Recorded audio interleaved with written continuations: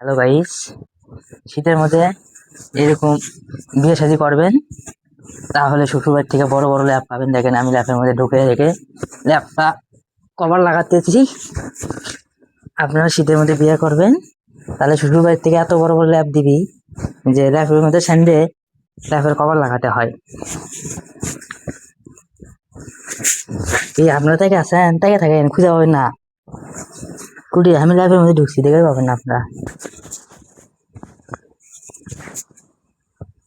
সত্যি ল্যাপের মধ্যে আছে, এই দেখেন, এই দেখেন, এই দেখেন, ল্যাপের মধ্যে ঢুকে ল্যাপের কভার লাগাচ্ছি।